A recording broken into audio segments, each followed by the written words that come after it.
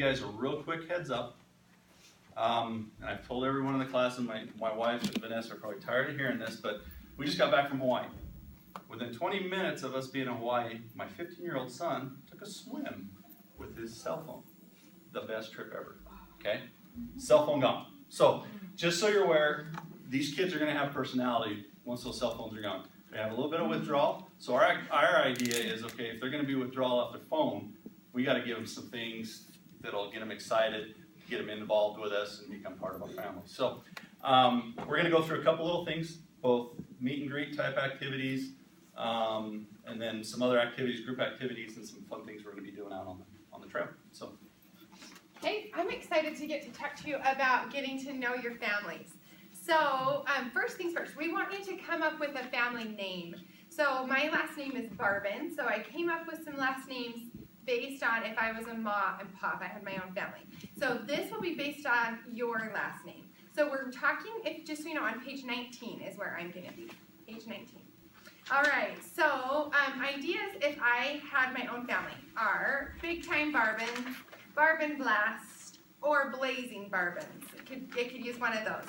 Just something kind of clever. So just be thinking of some ideas. We also want you guys to come up with a family cheer based on your family name. So here is an example of a family cheer I could use if my family name was Blazing Barbins. Okay, we've got a family that we're raising. We are the Barbins and we're blazing. You know, something like that. Something a little catchy. Also, we're encouraging you guys to just love your kids, just love them, and we want you to do a family hug or a family huddle. Our youth committee was a little weirded out by a family hug, but they felt good about a family huddle, so you guys can make that decision. So what you'll do for that is just stand in a circle, kind of put your arms around, take a step in. It's going to form a nice little hug, okay? So we'll encourage you guys to do that. Also, we are excited. Of course, the theme is Hold to the Rod. So you guys are going to have a family rod. And if you'll look at this picture on this handcart, you guys have been to the handcart station, obviously. So you see the 4 rods. One of these rods is going to be your family rod. And you can also use it for shelter like this. This could be your family rod right here. And it's going to look like this. So this rod you'll have ahead of time. We encourage you guys, we want you to decorate this. This is your family rod. So you can write on it, engrave whatever you want, hold to the rod, the theme, and then you might want to put your family name. You guys will bring supplies to decorate this rod, and we'll also have a few things supplied for you. Also, the youth will be encouraged to bring things to decorate the family rod. So say you have a person in your family that runs track, they might bring a shoelace to lace up the rod, things like that, okay? But just be thinking of something fun, some things that you can bring to decorate your rod. I'm so sorry. Yes, yeah. So we will have time to do a little bit of decorating before we even get our families, but then we also want to decorate it with our families. That's exactly right. Okay. So you might just want to have a few things on there because you're going to have about an hour to do all of the things that I'm talking about. Decorating your rod, getting your family name, getting to know your kids, and then we're going to be off. So you might not have time really to even want to worry about your rod too much at that time. Maybe the next time you have downtime, you'll be like, hey, you guys, come on, we're going to carve this, whatever your idea is for your rod. Okay? So just about an hour. So you're going to be clicking along, or maybe while you're wrapping your shoelace on, you're talking about your family name, things like that. Okay, does that answer your question? Yes. So with the family cheer, is that something that the kids, we get together and say, what do you guys want to do? Or I would. Okay. Now, you might want to have a few ideas, and but you might have somebody in your family that's just creative and has great ideas. But I would kind of just be thinking, just have a few ideas. Yeah. And same with family name. Yes, exactly. But I bet they'll have some darling ideas. They're more creative than we are, usually. Yeah. Okay, so a few getting to know you games. So first of all, name game. So name game. So you're going to come up with something clever. So say that my name was Nancy. I might come up with Fancy Nancy. But my name's Vanessa. So say that I came up with Victorious Vanessa. Then say that Tim and Claudia are the Ma and Pa in my group. Ma and Pa are going to start the game. So I'd say I'm the third person to go. Then I would say Tacky Tim, Classy Claudia, Victorious Vanessa. Then say my husband Mike's after me. Then he would say Tacky Tim, Classy Claudia, Victorious Vanessa, Mormon Mike. Do you get it? So you just follow, everybody has to say everybody's name. Okay, next game. Okay, Claudia, come on. So next game, let's say, so put your 5 fingers up, everybody. This game is called Never Have I Ever. So what I'm trying to do is leave fingers up. I'm trying to get you guys out. So I'm going to say, never have I ever eaten at Dickie's. Who's eaten at Dickie's? Okay, so put a finger down if you have. Put a finger down. Okay, Claudia? Never have I ever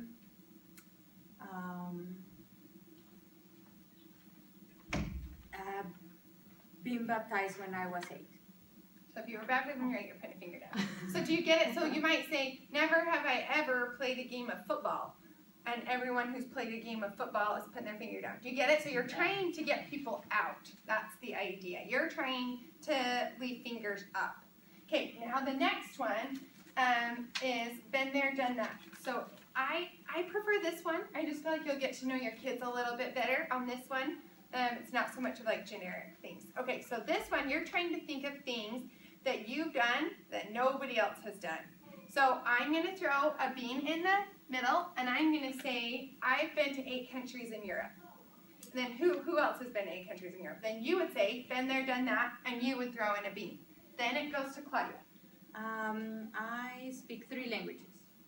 So Emily, she speaks 3 languages too. So she says, been there, done that, and she throws in a bean. Then it goes to Tim.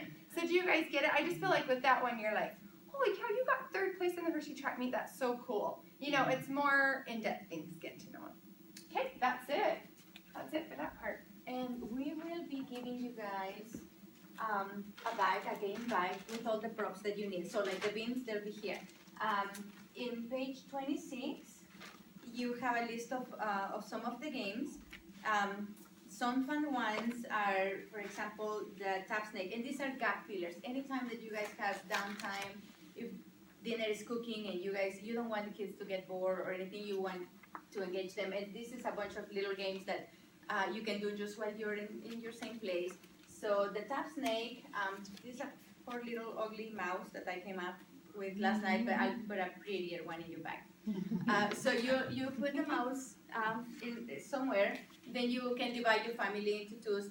Everybody will be blindfolded except for the last person. You put them in a line, and everybody has their hands on the next person's shoulder. So if the last person wants them to turn right to go find the mouse, it just taps on the right shoulder, and the tapping just keeps going to the next person. Or if they want them to stop, they just stop. But by the time it hits the first person, there's a ripple effect, so they might have passed that mouse. So each seems like a fun one. And we're gonna be doing this as groups, and my husband will be talking about those group games as well. Washers is another one that he will be showing you. Yarn web, you have a thing of yarn, and you can start talking about yourself. For example, my name is Claudia. I'm from Guatemala. I love ice cream. If anybody loves ice cream here, then you say me too. Me too. And then I'll throw it your way. So you roll it in your fingers as well. You'll say your name. And then talk about you. My name is Handsome Rich.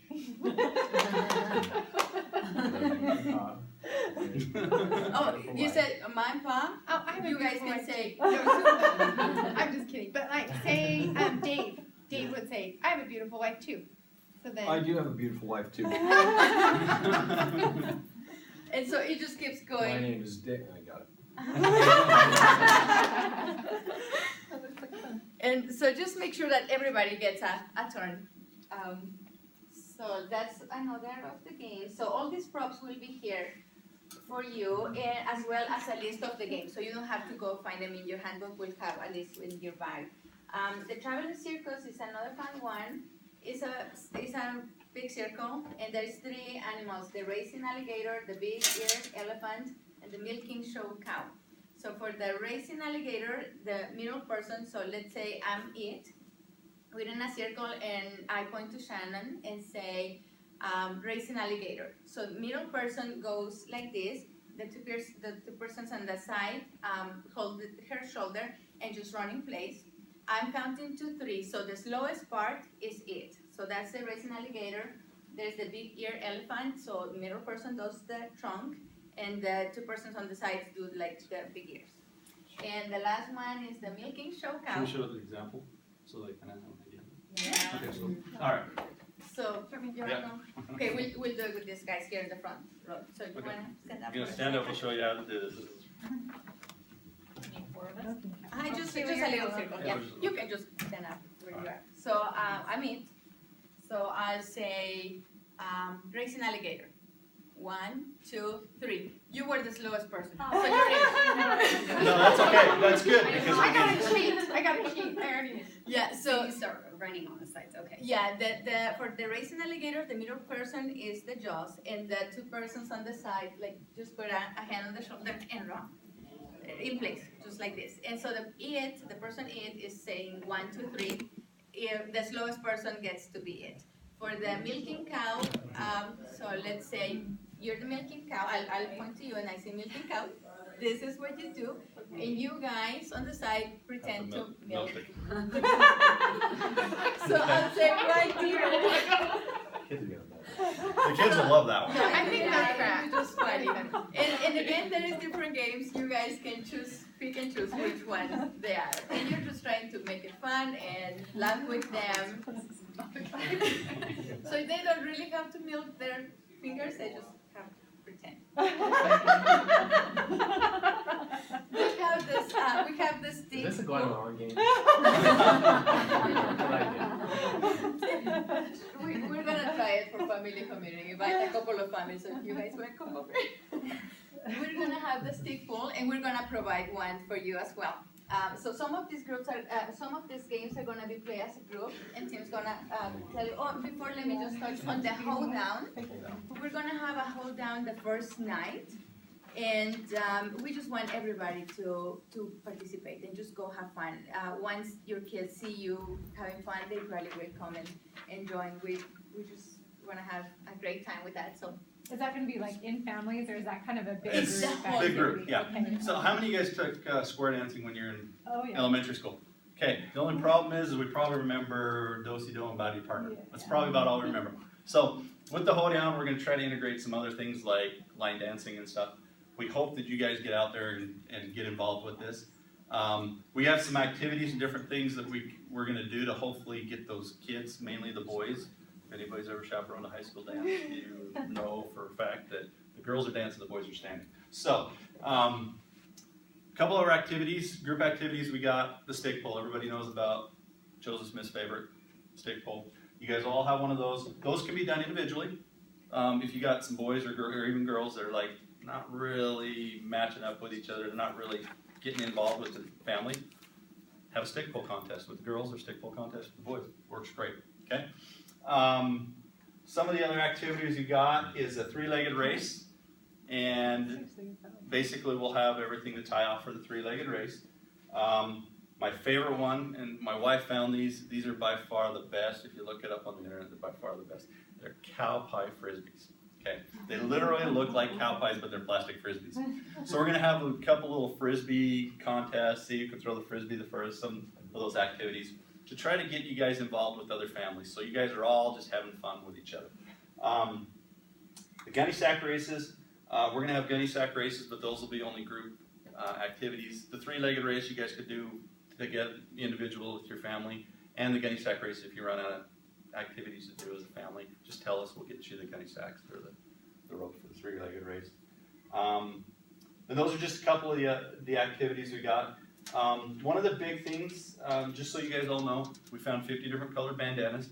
So every single person or every single family will have a different color. Okay, that'll make sure that you guys know who your family is. They know who they are. Kind of keeps that unity going. Pretty awesome. Those bandanas will also be used for that tap snake.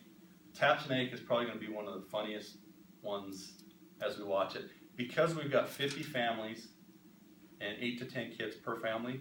We're going to have to be doing these in little sections. So, like, one day you guys may be a different color, and we'll get you guys, a group color.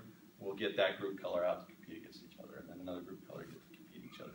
So we're trying to get that finalized so that we don't have, 500 people trying to figure out how to do a 3-legged race. Make it easier. Let's see. We have a trading post. And if you guys went through the list that you guys had, it asked about pennies, right? You guys saw that?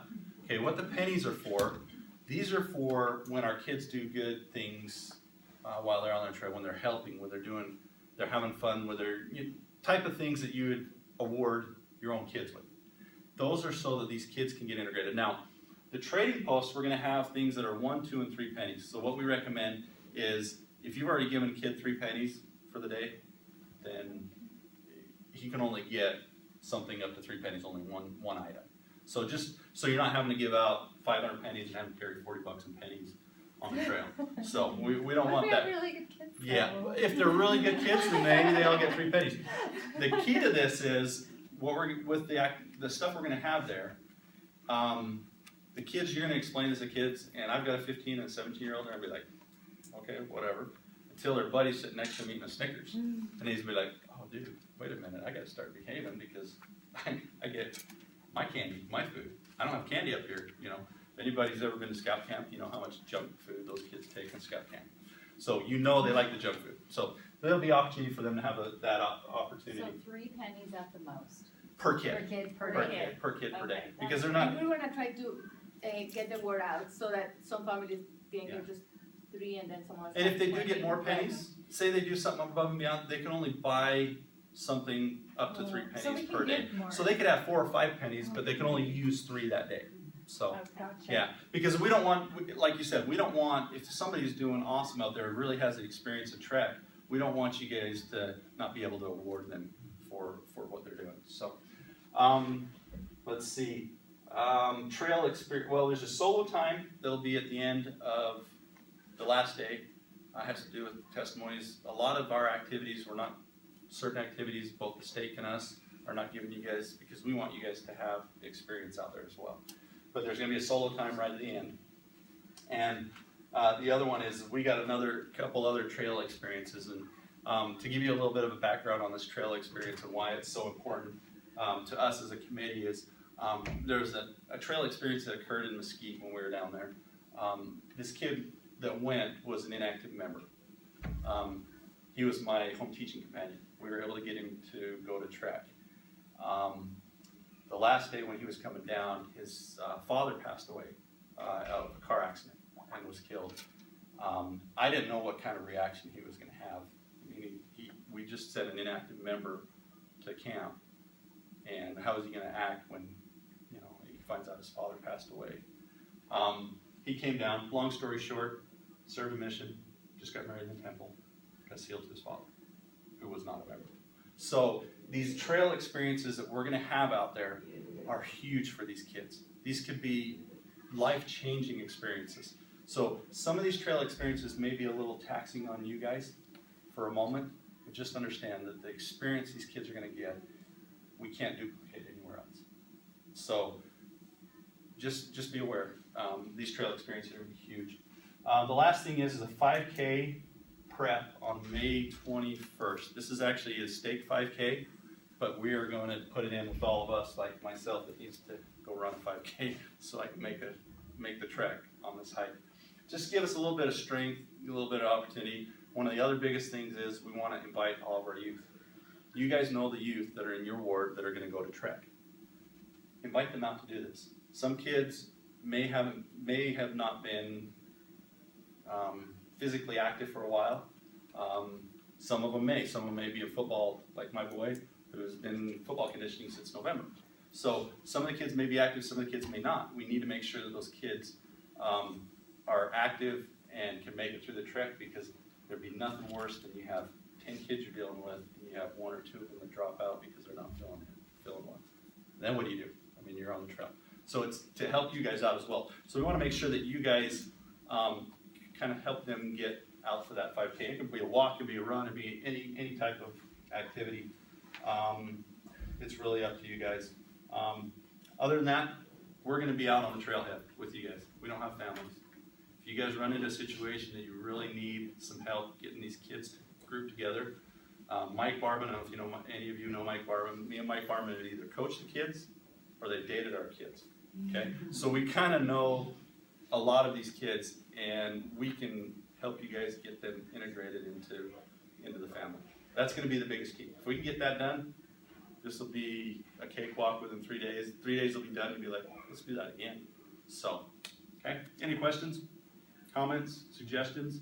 These are all suggestions. If you guys have activities you guys do for family home evening, more than welcome to use those as well. Okay? Thank you, guys. This is your last station, so we can say a prayer, and we really appreciate your help and your willingness to be part of this.